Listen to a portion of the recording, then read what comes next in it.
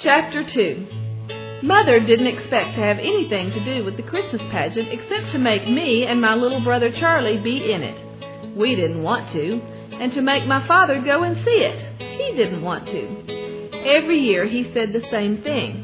"I've seen the Christmas pageant." "You haven't seen this year's Christmas pageant," Mother would tell him. "Charlie is a shepherd this year." "Charlie was a shepherd last year." "No, you go on and go. I'm just going to put on my bathrobe and sit by the fire and relax. There's never anything different about the Christmas pageant." "There's something different this year," Mother said. "What?" "Charlie is wearing your bathrobe." So that year my father went to see his bathrobe, he said. Actually, he went every year, but it was always a struggle, and Mother said that was her contribution to the Christmas pageant, getting my father to go to it. But then she got stuck with the whole thing when Mrs. George Armstrong fell and broke her leg. We knew about this as soon as it happened because Mrs. Armstrong only lived a block and a half away. We heard the siren and saw the ambulance and watched the policeman carry her out of the house on a stretcher. "Call Mr. Armstrong at his work," she yelled at the policeman. "Shut off the stove under my potatoes. Inform the Ladies' Aid that I won't be at the meeting." One of the neighbor women called out, "Helen, are you in much pain?" And Mrs. Armstrong yelled back, "Yes, terrible! Don't let those children tear up my hedge." Even in pain, Mrs. Armstrong could still give orders. She was so good at giving orders that she was just naturally the head of anything she belonged to. And at church, she did everything but preach. Most of all, she ran the Christmas pageant every year. And here she was, 2 weeks before Thanksgiving, flat on her back. "I don't know what they'll do now about the pageant," Mother said. But the pageant wasn't the only problem. Mrs. Armstrong was also chairman of the Ladies' Aid Bazaar and coordinator of the Women's Society Potluck Supper, and there was a lot of telephoning back and forth to see who would take over those jobs. Mother had a list of names, and while she was calling people about the Ladies' Aid Bazaar, Mrs. Homer McCarthy was trying to call Mother about the potluck supper. But Mrs. McCarthy just got somebody else to do that, and Mother got somebody else to do the bazaar. So the only thing left was the Christmas pageant, and Mother got stuck with that. "I could run the potluck supper with one hand tied behind my back," Mother told us. "All you have to do is make sure everybody doesn't bring meatloaf." "But the Christmas pageant!" "Our Christmas pageant isn't what you'd call 4-star entertainment. Mrs. Armstrong breaking her leg was the only unexpected thing that ever happened to it. The script is standard, the inn, the stable, the shepherds, the star, and so are the costumes, and so is the casting. Primary kids are angels, intermediate kids are shepherds, big boys are wise men. Elmer Hopkins, the minister's son, has been Joseph for as long as I can remember, and my friend Alice Wendlekin is Mary because she's so smart, so neat and clean, and most of all, so holy looking. All the rest of us are the angel choir, lined up according to height because nobody can sing parts. As a matter of fact, nobody can sing. We are strictly a no-talent outfit except for a girl named Alberta Bottles who whistles. Last year, Alberta whistled "What Child Is This" for a change of pace. But nobody liked it, especially Mrs. Bottles, because Alberta put too much into it and ran out of air and passed out cold on the manger in the middle of the third verse. Aside from that, though, it's always just the Christmas story, year after year, with people shuffling around in bathrobes and bedsheets and sharp wings. "Well," my father said, once Mother got put in charge of it, "here's your big chance. Why don't you cancel the pageant and show movies?" "Movies of what?" Mother said. "I don't know. Fred Stamper has 5 big reels of Yellowstone National Park." "What does Yellowstone National Park have to do with Christmas?" Mother asked. "I know a good movie," Charlie said. "We had it at school. It shows a heart operation and 2 kids got sick." "Never mind," Mother said. "I guess you all think you're pretty funny. But the Christmas pageant is a tradition, and I don't plan to do anything different."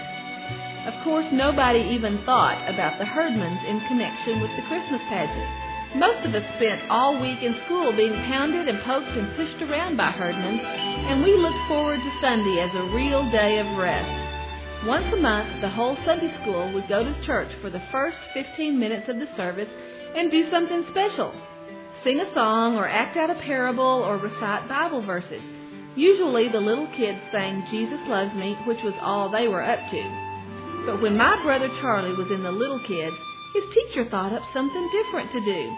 She had everybody write down on a piece of paper what they liked best about Sunday school or draw a picture of what they liked best. And when we all got in the church, she stood up in front of the congregation and said, "Today, some of our youngest boys and girls are going to tell you what Sunday school means to them. Betsy, what do you have on your paper?" Betsy Cathcart stood up and said, "What I like best about Sunday school is the good feeling I get when I go there." I don't think she wrote that down at all, but it sounded terrific, of course. One kid said he liked hearing all the Bible stories. Another kid said, "I like learning songs about Jesus." 8 or 9 little kids stood up and said what they liked, and it was always something good about Jesus or God or cheerful friends or the nice teacher.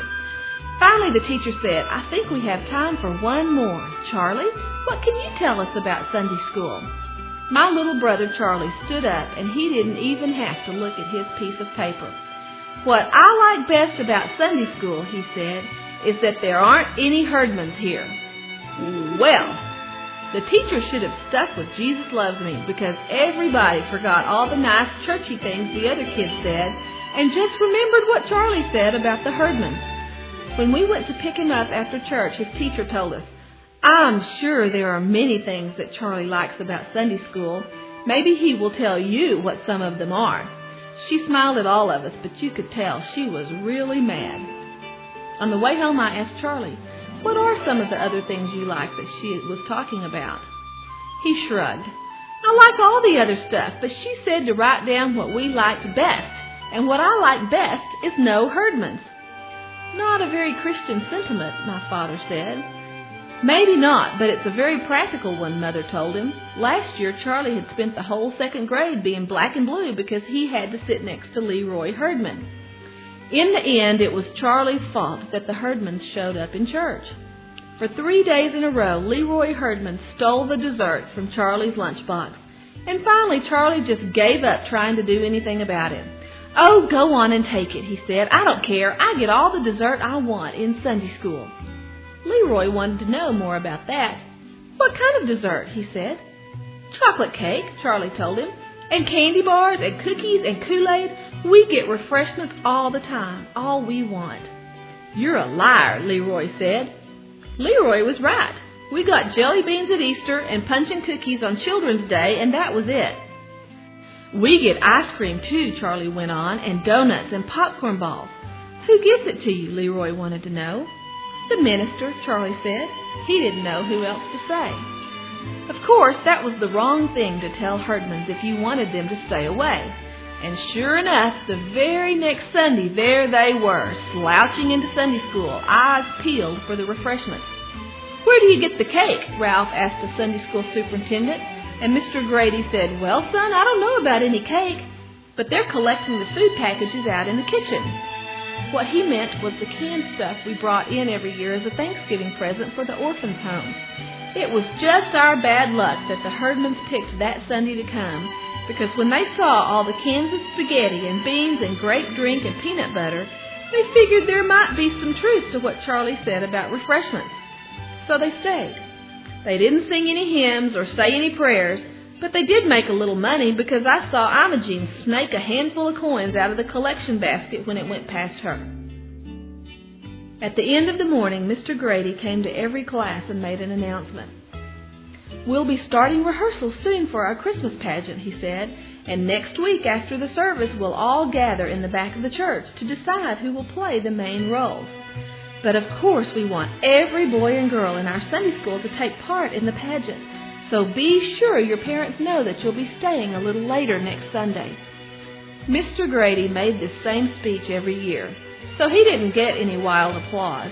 Besides, as I said, we all knew what part we were going to play anyway. Alice Wendlecott must have been a little bit worried, though, because she turned around to me with this sticky smile on her face and said, "I hope you're going to be in the angel choir again. "You're so good," in the angel choir. What she meant was, "I hope you won't get to be married just because your mother's running the pageant." She didn't have to worry. I didn't want to be Mary. I didn't want to be in the angel choir either, but everybody had to be something. All of a sudden, Imogene Herdman dug me in the ribs with her elbow. She has the sharpest elbows of anybody I ever knew. "What's the pageant?" she said. "It's a play," I said, and for the first time that day, except when she saw the collection basket, Imogene looked interested. All of the Herdmans are big moviegoers, though they never pay their own way. One or two of them start a fight at the box office of the theater while the others slip in.